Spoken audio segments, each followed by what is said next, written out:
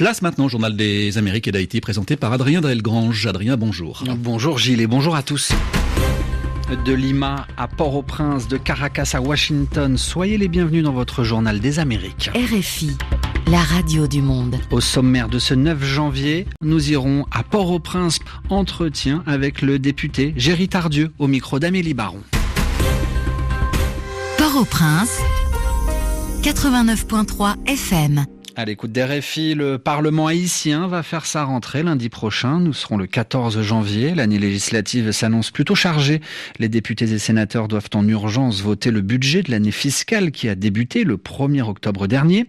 Et puis pour leur dernière année de mandat, les députés vont aussi devoir décider si oui ou non il y a lieu d'amender la Constitution. Au micro d'Amélie Baron, explications et détails avec le député Géry Tardieu qui a dirigé la commission ayant rédigé les propositions d'amendement. C'est à la dernière année de la session législative que l'exécutif ou le législatif peut introduire une proposition d'amender. Et la 50e va se prononcer sur l'opportunité d'amender.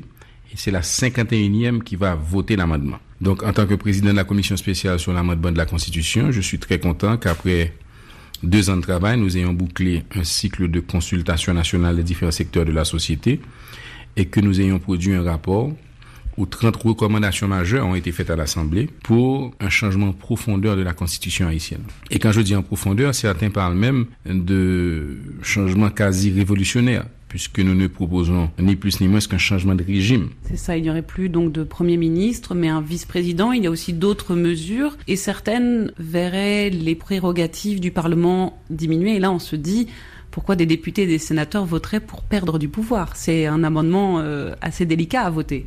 Effectivement, mais pour une raison très simple. Un député et un parlementaire conscient est dans l'obligation de réaliser qu'au niveau de la Constitution haïtienne, il faut un rééquilibrage des pouvoirs. En 1987, nous avons voté dans l'allégresse une constitution qui a édenté la présidence de la République et réduit la fonction présidentielle à simplement une fonction quasiment honorifique. Et certains pensent que nous sommes passés d'une dictature présidentielle à d'une dictature parlementaire. Il s'agit de rééquilibrer. L'idée étant que le Parlement haïtien doit rester fort, mais qu'il faut éliminer les espaces de marchandage où le Parlement se confond à l'exécutif. Nous avons besoin d'un Parlement qui puisse remplir à bien sa double mission, celle de contrôler l'exécutif et celle de légiférer. Parmi les propositions qui sont faites pour amender la Constitution, il y aurait une place donnée à la diaspora, aux Haïtiens de l'étranger qui auraient des postes à élire et à la Chambre des députés et au Sénat. Ça, c'est une petite révolution aussi dans la citoyenneté haïtienne, on va dire.